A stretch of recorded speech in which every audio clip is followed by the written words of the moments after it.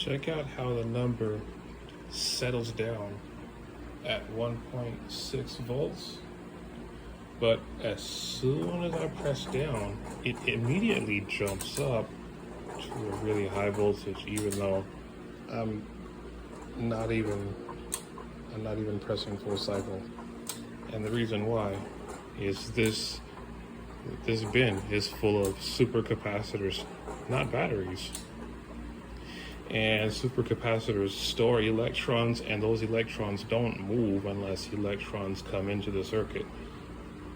And they store the electrons, but the electrons don't move through. They collect on one side, and then they just an even number of electrons get ejected from the positive side as get attracted to the negative side. And I have two different kinds of supercapacitors. One with a max voltage of 125 volts DC, and one with a max DC voltage of 2.7. So collectively, altogether, it's probably about 4,000 or 5,000 farads at 60 volts. Once it hits 60 volts, which should give me a lot of standby time.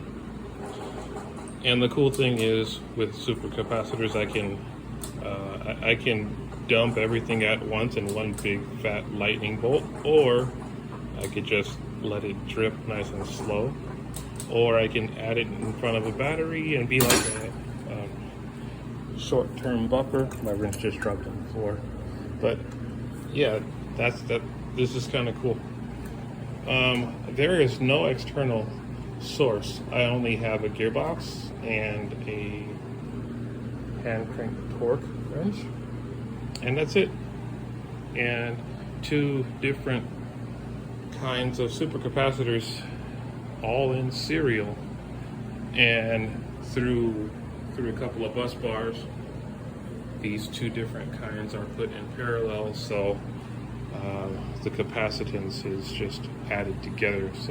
So this is like a big fat battery bank that, rather than charging in hours, I can literally charge this to 100% in minutes, which is really cool. Because hey, who likes waiting to charge up a battery, right? That's the cool thing about supercapacitors. They charge in seconds, not minutes, not hours, seconds.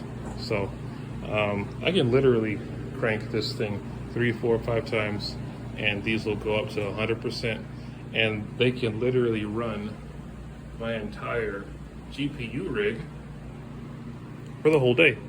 And that's what I'm going to do. In the next few videos, I'm going to go step by step, model by model, from RTX 1660 Super all the way up to the 3090s, the 4080s, 4090s, and we're gonna see exactly how long 60 volts and about 2,000 farads can mine Caspa or Ergo, Ravencoin, Firo, and I'll give everybody a little bit of insight on how I stabilize my voltages, and a little bit about this, that, and the next, how I make all this stuff happen.